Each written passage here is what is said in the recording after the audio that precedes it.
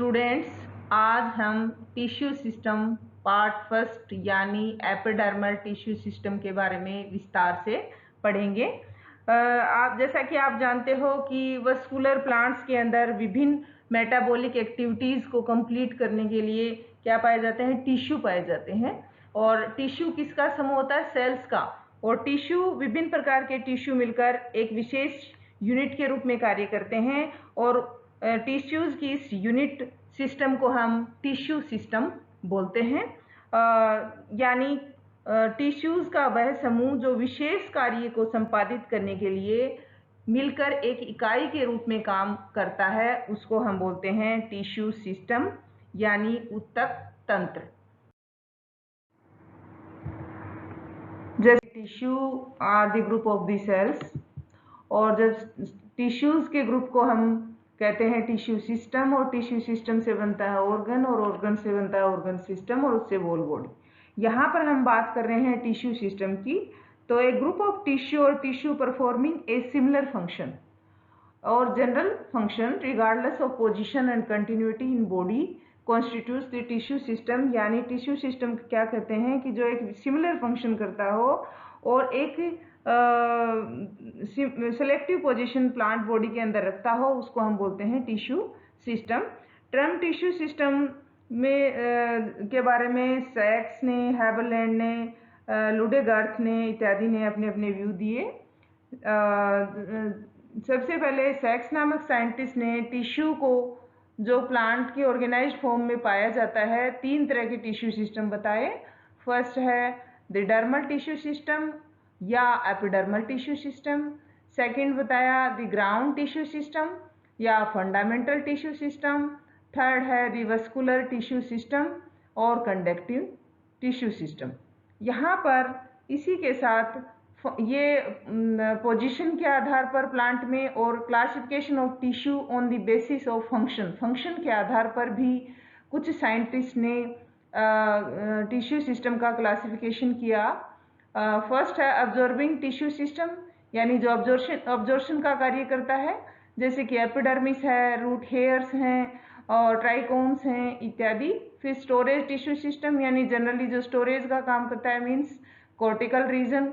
और थर्ड है mechanical tissue, means जो जैसे जाइलम फाइबर्स हैं, फ्लोएम फाइबर्स हैं इत्यादि, जो प्रोटेक्शन का काम करते हैं, उनको मैकेनिकल टिश्यू सिस्टम कहते हैं। यहाँ आप डायग्राम में देख सकते हो, ये एक प्लांट है जिसके अंदर ये रूट दिखाई हुई है, इसके साथ ये स्टेम और इसकी है लीफ। यहाँ लीफ का जब सेक्शन काटते हैं तो यहाँ पर लीफ का सेक्शन काटने पर हमें बाहर इसकी कवरिंग दिखाई दे रही है। ये जो है कवरिंग, जो क्या कहलाएगी? Epidermal tissue system. इसके जस्ट अंदर की तरफ जो है पोर्शन, जो कि मेजर वो पार्ट बनाता है लीफ का, जिसको हम बोलते हैं ग्राउंड टिश्यू सिस्टम, यानी फंडामेंटल पार्ट जो बना रहा लीफ का, उसको फंडामेंटल टिश्यू सिस्टम कहते हैं। और सेंटर में जो आप देख रहे हो और बीच बीच में छोटे वेसिकल्स जो दिखाई दे रहे हैं, जाइलम और फ्लोएम यानी वस्कुलर बंडल्स, इसको हम बोलते हैं वस्कुलर टिश्यू सिस्टम। यहाँ पर भी जैसे प्रोटेक्शन का काम करना, अब्जॉर्प्शन का काम करना, स्टोरेज का, लेकिन इस क्लासिफिकेशन को ज़्यादा महत्व नहीं दिया गया।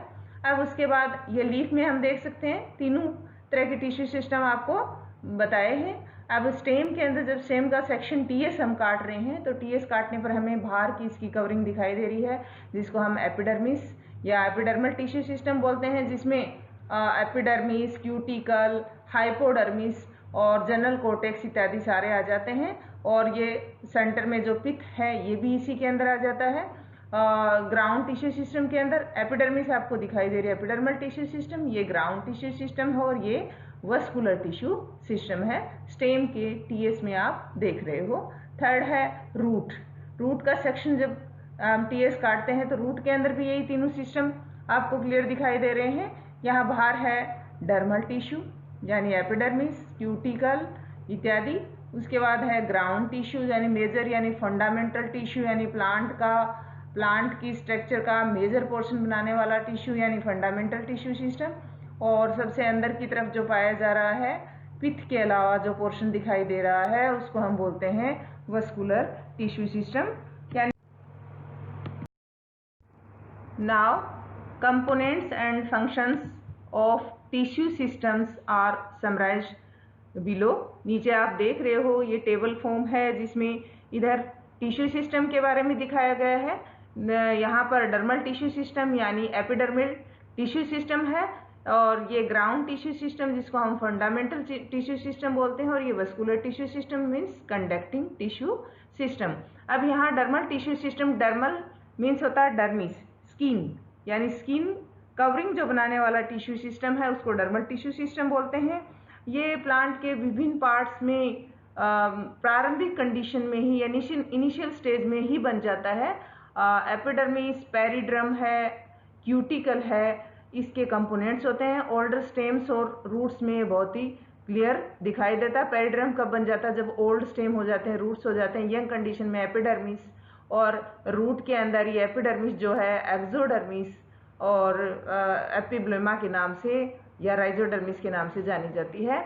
इस टिश्यू सिस्टम का क्योंकि ये कवरिंग बनाता है इसलिए इसका मुख्य कार्य क्या होता है? प्रोटेक्शन, यानी किसी भी इंजरी से, इन्फेक्शन से प्लांट को प्रोटेक्ट करने का काम ये करता है, और इन सबसे इनिशियल स्टेज में ये बन जाता है। दूसरा, प्रिवेंशन ऑफ वाटर लॉस, यानी क्यूटिकल जो पाई जाती है वाटर लॉस को कम करती है। इसी प्रकार से एपिडर्मिस की कवरिंग है वो वाटर लॉस को कम करती है।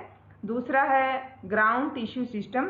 ग्राउंड टिश्यू सिस्टम के अंदर जो मुख्य रूप से यानी फंडामेंटल टिश्यू सिस्टम, यानी जो पूरा पोर्शन जो प्लांट का है वो ग्राउंड टिश्यू सिस्टम ही फॉर्म करता है।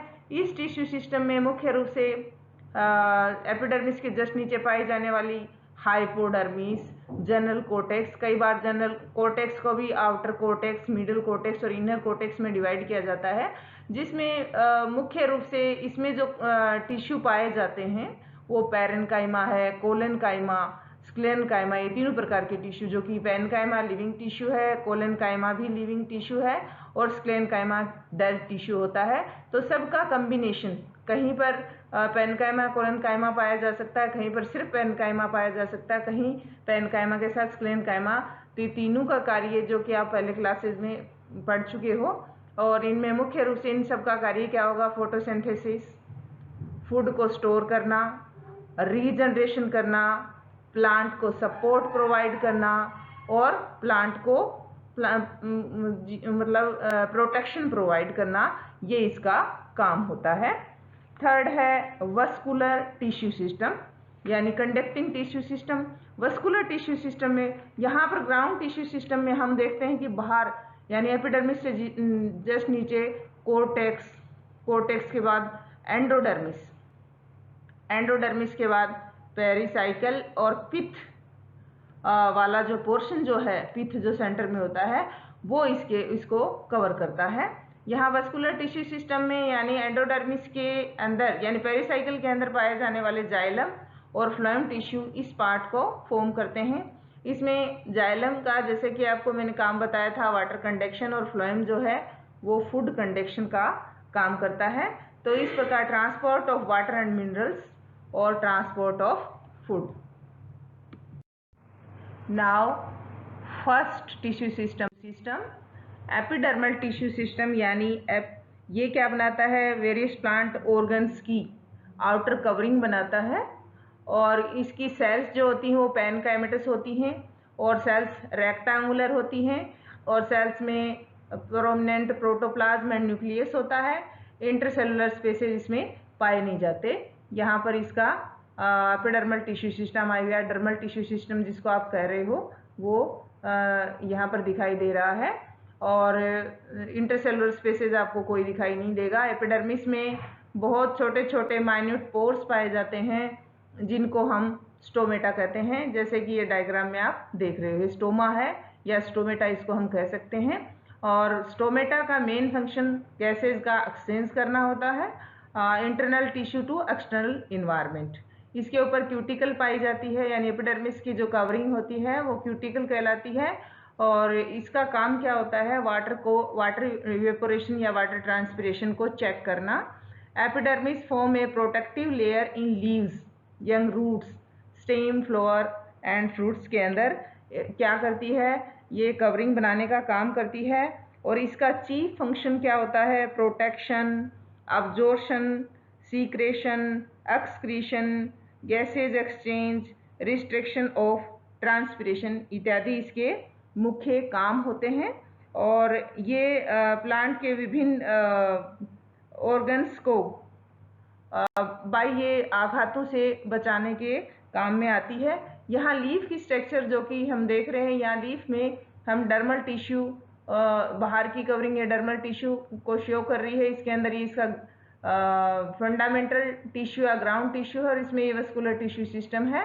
इसमें बुलिफॉर्म सेल्स पाई जाती हैं जिसके बारे में अभी मैं आपको बताऊंगी। और ये एपिडर्मिस, अपर एपिडर्मिस है। यहाँ इसमें लाइसोजिनस कैविटी है, यानी लाइसिस के कारण से, सेल्स के लाइसिस के कारण से जो कैविटी बनती है उसको लाइसोजिनस कैविटी कहते हैं। यहाँ स्क्लेनकाइमा टिश्यू, ग्राउंड टिश्यू में विभिन्न प्रकार के टिश्यू पाए जाते हैं, जैसे स्क्लेनकाइमा भी पाया जाता है, पेनकाइमा। और लीफ का जो इंटरनल पोर्शन है उसको हम मिजोफिल कहते हैं। ये फ्लोएम है, ये जाइलम की वेसल्स हैं, मेटाजाइलम एंड प्रोटोजाइलम। और यहाँ पर सबस्टोमेटल कैविटी है, ये क्यूटिकल है, और ये लोअर एपिडर्मिस है। ये इस तरह से इसके अंदर डर्मल टिश्यू प्लांट में प्रारंभिक अवस्था में ही बन जाता है। और एपिडर्मिस का निर्माण जो है वो डर्मेटोजन टिश्यू से होता है। और ये रूट के अंदर एपिब्लेमा या राइजोडर्मिस कहलाती है। और इसका मुख्य जो आकृति और संरचना जो होती है वो विभिन्न पौधों में अलग हो सकती है और एक इकाई के रूप में सेल्स जुड़कर प्रोटेक्शन का काम करती हैं। और इस डर्मेटोजन की सेल्स मेरिस्टेमेटिक होकर एपिडर्मिस का फॉर्मेशन करती हैं। ज़्यादातर प्लांट्स में इस एपिडर्मिस की जो मोटाई होती हो एक पंक्ति से यानी यूनिसीरिएट होती है, लेकिन कुछ प्लांट्स जैसे अभी नीरियम है और फाइकस के अंदर जो एपिडर्मिस की मोटाई एक से ज़्यादा लेयर की होती है। और कुछ प्लांट्स में तो यानी पेपरोमिया है, उसमें तो लगभग 15 पंक्तियों की एपिडर्मिस पाई जाती है। और इस बहुत सारी लेयर्स वाली एपिडर्मिस का निर्माण करने के लिए डर्मेटोजन मेरिस्टेमेटिक कोशिकाएं पेरिक्लाइनल डिवीजन द्वारा विभाजित होती हैं, और जिसके कारण से बहुत सारी पंक्तियां एपिडर्मिस की बन जाती हैं। ऑर्किड्स के अंदर जनरली आउटर एपिडर्मिस जो है वो वेलामेन का बना होता है, और वेलामेन टिश्यू जो होता है उसकी सेल्स हाइग्रोस्कोपिक होती हैं और इन्वायरमेंट से ही वाटर को अब्जॉर्ब कर लेती हैं। और जैसे जैसे प्लांट में एपिडर्मिस ओल्ड होती जाती है उसके स्थान पर सेकेंडरी ग्रोथ के कारण से एक प्रोटेक्टिव लेयर पेरिड्रम का फॉर्मेशन हो जाता है, और वो पेरिड्रम ओल्ड कंडीशन में प्लांट को प्रोटेक्ट करने का काम करती है। बाह्य त्वचा जो है यानी एपिडर्मिस के जो प्लांट के कुछ हिस्सों में जैसे पेटल्स में है, ओवरी के अंदर है, ओव्यूल्स के अंदर है, आइसोडायमेट्रिक हो सकती है। कहीं कहीं ये चपटी भी होती है, और इसमें कहीं कहीं इस एपिडर्मिस के अंदर बहुत सारे अपेंडेजेस भी पाई जाती हैं, और मेटाबॉलिक एक्टिविटी के कारण से बनने वाले प्रोडक्ट भी इसके अंदर पाए जाते हैं, जैसे म्यूसिलेज है, टेनिन है, रेजिन है इत्यादि भी पाए जाते हैं। इसके अलावा इसमें अभी मैंने पिछले डायग्राम में आपको बताया कि इसमें ग्रेमिनिकुल के अंदर मेज में बुलिफॉर्म सेल्स या जिनको मोटर सेल्स कहते हैं वो पाई जाती हैं, जिनका कार्य क्या है, प्लांट को जब पानी की अमाउंट कम हो जाती है तो पत्तियों को फोल्ड करने का यानी रोलिंग में ये हेल्प करती हैं, और ये सेल्स हाइग्रोस्कोपिक होती हैं और जिससे रोल होकर प्लांट में कम वाष्पोत्सर्जन करवाती हैं। इसके अलावा इसमें बाह्य त्वचा की जो कुछ कोशिकाएं जो पेरेन्काइमेटस होती हैं उनमें इंटरसेलुलर स्पेस नहीं पाए जाते, इनमें ल्यूकोप्लास्ट पाए जाते हैं, और कहीं कहीं इसमें स्टार्च ग्रेन्स पाए जाते हैं। इसके अलावा इनमें कुछ एपिडर्मल सेल्स में एंथोसाइनिन पिगमेंट भी पाया जाता है। एपिडर्मिस के ऊपर पाई जाने वाली स्ट्रक्चर्स में स्टोमेटा मेन होते हैं। स्टोमेटा जो होते हैं minute pore present on leaf surface, leaf की सरफेस पर जो छोटे छोटे पोर्स पाए जाते हैं उनको स्टोमेटा कहते हैं। ये स्टोमेटा जो होते हैं लेंटिसेल से डिफरेंट होते हैं। लेंटिसेल्स ऐसे पोर होते हैं जो बार्क के अंदर या स्टेम के अंदर पाए जाते हैं, फ्रूट की वॉल के अंदर पाए जाते हैं, जिनका कार्य भी गैसेज एक्सचेंज है और ट्रांसपिरेशन होता है। लेकिन उनके ऊपर किसी प्रकार का, लेंटिसेल्स के ऊपर किसी प्रकार का रेगुलेशन नहीं होता, जबकि स्टोमेटा के ऊपर गार्ड सेल्स का रेगुलेशन होता है। यहाँ पर आप डायग्राम में स्टोमेटा की स्ट्रक्चर देख रहे हो, जिसमें ये एपिडर्मल सेल्स हैं, ये सब्सिडरी सेल्स हैं, ये जो किडनी शेप्ड या बीन शेप्ड स्ट्रक्चर की 2 सेल्स दिखाई दे रही हैं, गार्ड सेल्स हैं। ये रेगुलेट करती हैं स्टोमेटा से ट्रांसपिरेशन, वाटर के लॉस को। और यहाँ पर ये स्टोमेटल एपरेचर बना हुआ है, यहाँ स्टोमेटा खुला हुआ दिखाई दे रहे हैं। ये गार्ड सेल्स की एक्टिविटी के कारण से स्टोमेटा ओपन होते हैं और क्लोज होते हैं। ये डाइकोट स्टोमेटा होते हैं, यानी यहाँ जहाँ पर बीन शेप्ड गार्ड सेल्स पाई जाती हैं, ऐसे स्टोमेटा डाइकोट्स के अंदर पाए जाते हैं।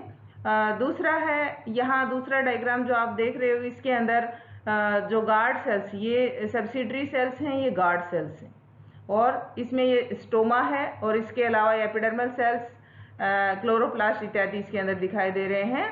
ये गार्ड सेल्स, इसमें यहाँ पर किडनी शेप्ड है, तो यहाँ पर डंबल शेप्ड है।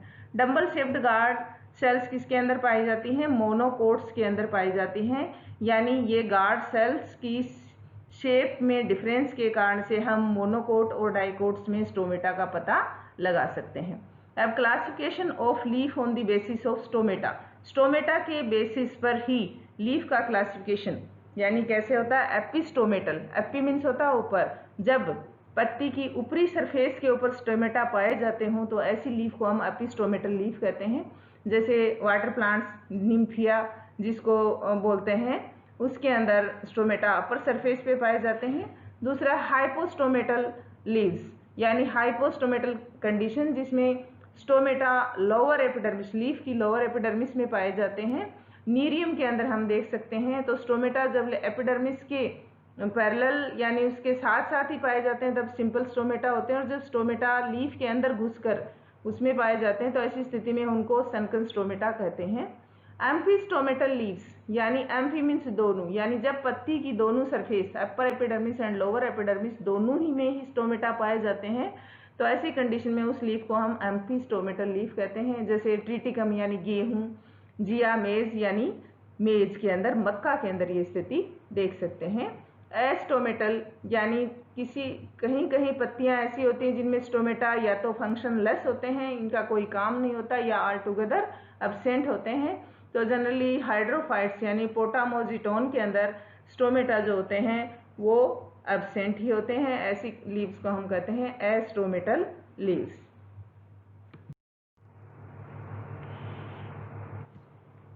कुछ फैमिली जैसे एकेंथेसी है, पोसाइनेसी है, आर्टिकेसी है, इनके सदस्यों में जो एपिडर्मिस होती है उसमें बड़े प्रकार की कोशिकाएं पाई जाती हैं, यानी कोशिकाएं साइज में बड़ी हो जाती हैं।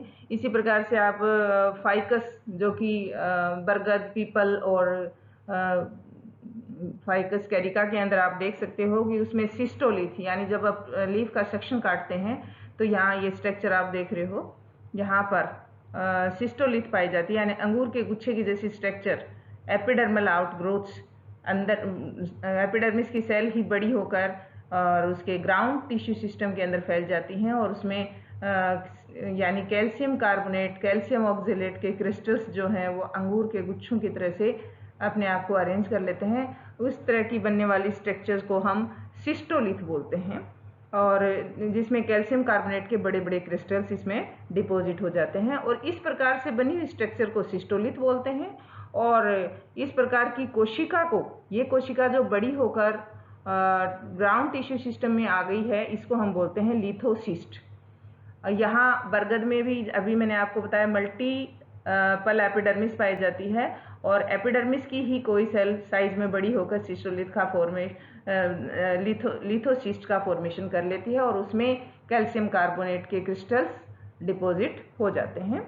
और इस तरह की सेल्स जो होती हैं वो कहीं कहीं पीटियोलेटेड भी होती हैं, पीटियोल भी उनमें बनता है जो कि बहुत पतला होता है, इसका अग्र भाग जो है वो फूला हुआ हो जाता है, और यहाँ जो पेलिसेड सेल्स यानी मीजोफिल सेल्स यानी ग्राउंड टिश्यू की सेल्स जो होती हैं, उन पेलिसेड सेल्स के अंदर ये धसा रहता है और इसमें क्रिस्टल पाए जाते हैं। इस प्रकार की स्ट्रक्चर आप बरगद में देख सकते हो। इसी crystal of calcium oxalate, calcium carbonate और सिलिका इत्यादि इन प्लांट्स के अंदर डिपॉजिट हो जाते हैं, एपिडर्मिस में ही डिपॉजिट होते हैं। यहाँ हम आप डायग्राम देख रहे हो रेफिड्स का, स्फेरेड फिड का भी आप देख सकते हो, जिसमें यहाँ रेफिड्स जो होती हैं जब कैल्शियम कार्बोनेट, कैल्शियम ऑक्जेलेट के क्रिस्टल जो होते हैं वो लंबाई में यानी नीडल शेप्ड पाए जाते हैं तो उसको हम बोलते हैं रेफिड्स। रेफिड जैसी स्ट्रक्चर इसके अंदर आप देख सकते हो, पिस्टिया के अंदर ये पाई जाती है। इसी प्रकार से पपाया के अंदर भी आप, पपीता के अंदर भी स्फेरोरेफिड्स आप देख सकते हो पपाया के अंदर। यहाँ ऐसी सेल्स जो किसी विशेष प्रकार के स्ट्रक्चर्स को डिपॉजिट करती हैं उनको हम बोलते हैं ईडियोब्लास्ट। ईडियोब्लास्ट सेल्स जो हैं यानी एपिडर्मल आउटग्रोथ जो हैं, जो कि इनर साइड में हुई हैं, उनमें किसका डिपोजिशन हो गया है, calcium carbonate and calcium oxalate के क्रिस्टल का। इसी प्रकार से सिस्टोलिथ आप देख सकते हो। यहाँ पर एट्रोपा बेलाडोना का जो पीटियोल है उसके अंदर भी, उसके एपिडर्मिस में सिलिका पार्टिकल्स इसमें दिखाई देते हैं, जो कि सैंड पार्टिकल्स यानी मिट्टी की तरह से, जब हम उसको टच करते हैं तो मिट्टी की तरह से वो अपने को फील होते हैं, उनको सिलिका पार्टिकल्स कहते हैं। यहाँ बहुत सारे, जैसे इक्विसिटम टेरिडोफाइट के अंदर आप स्टेम को जब टच करते हो तो अब्रेशन का कारण उनमें सिलिका पार्टिकल्स का डिपॉजिट हो जाना है। तो इस प्रकार से एपिडर्मिस के अंदर इनर साइड में और एपिडर्मिस के आउटर सरफेस के ऊपर भी डिपोजिशन पाया जा सकता है, कैल्शियम कार्बोनेट, ऑक्जेलेट इत्यादि का, सिलिका का, इनका डिपोजिशन पाया जाता है। एपिडर्मिस के ऊपर ही आउटर जो डिपोजिशन जो होता है, कई बार क्यूटीन का, सुबेरिन का इत्यादि का डिपोजिशन हो जाता है, जिसके कारण से प्लांट में प्रोटेक्शन के साथ साथ ट्रांसपिरेशन की रेट भी कम हो जाती है। नाउ एपिडर्मल आउटग्रोथ्स या हेयर्स एंड हेयरी अपेंडिसेस, इसको दो कैटेगरी में हम डिवाइड कर सकते हैं, trichomes and root hairs. Trichomes वो हेयर्स होते हैं जो स्टेम के ऊपर, जनरली स्टेम पार्ट्स के ऊपर, एलिये पार्ट्स के अंदर पाए जाते हैं, उनको ट्राइकोम्स बोल देते हैं या स्टेम हेयर्स बोल सकते हैं। और जो रूट के ऊपर पाए जाते हैं उनको रूट हेयर्स कहा जाता है। स्टेम हेयर्स जो होते हैं वो जनरली मल्टी सेलुलर, यूनिसेलुलर हो सकते हैं, लेकिन रूट हेयर्स क्या होते हैं, यूनिसेलुलर होते हैं और एपिडर्मल आउटग्रोथ होती हैं और लंबी सेल्स इसमें बन जाती हैं। हेयरी अपेंडेजेस जो है, जिसको हम दो कैटेगरी में डिवाइड कर सकते हैं, नॉन ग्लैंडुलर हेयर्स और ग्लैंडुलर हेयर्स। यानी जब किसी भी हेयर के बेस पर सेक्रेटरी ग्लैंड उपस्थित नहीं होती है तब उसको हम कहते हैं नॉन ग्लैंडुलर हेयर, और जब किसी भी हेयर की बेस पर सेक्रेटरी ग्लैंड उपस्थित होती है यानी सीक्रेशन जिससे होता है तो उसको हम कहते हैं ग्लैंडुलर हेयर। और ग्लैंडुलर हेयर्स जो होते हैं वो जनरली किसके अंदर पाए जाते हैं, कार्निवोरस या इंसेक्टिवोरस प्लांट्स, जिनका हमने पहले जिक्र किया है। यहाँ पर फिर नॉन ग्लैंडुलर हेयर्स जो होते हैं उनको दो कैटेगरी में हम डिवाइड कर सकते हैं, unicellular hairs and multi cellular hairs. Unicellular hairs जो होते हैं वो एपिडर्मल आउटग्रोथ्स होती हैं जिसमें केवल एक ही कोशिका होती है, एक ही सेल से बनने वाले हेयर्स को हम बोलते हैं यूनिसेलुलर हेयर्स, और इनमें केवल एक ही कोशिका होती है। लेंटाना के अंदर हम इस प्रकार का एग्जाम्पल देख सकते हैं, लेंटाना कैमरा के अंदर।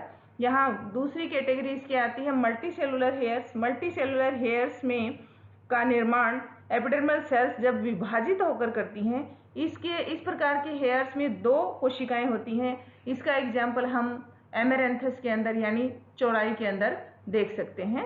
अब multi cellular non glandular hairs में भी दो कैटेगरी आती हैं, unbranched hairy appendages and branched hairy non glandular hairy appendages.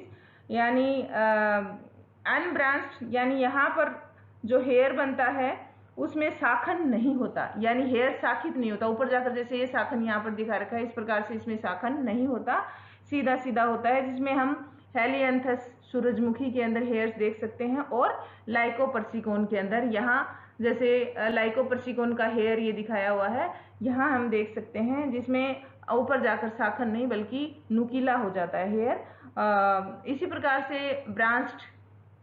Branched non glandular multicellular hair, जिसमें इस रोम की जो सेल्स जो होती हैं वो डिवाइड हो जाती हैं ऊपर जाकर, और दो भागों में डिवाइड हो जाते हैं, जिसमें मुख्य रूप से कपास गोसिपियम में गुच्छित रोम जो होते हैं वो पाए जाते हैं। इसी प्रकार से डेंड्रोइड हेयर जो होते हैं, इसी प्रकार साइडा के अंदर स्टीलेट हेयर इसके एग्जाम्पल, जैसे ये स्टीलेट हेयर है, यहाँ ब्रांचिंग हो गया है तो इसको हम बोलते हैं ब्रांच्ड, मल्टी सेलुलर और नॉन ग्लैंडुलर हेयर्स।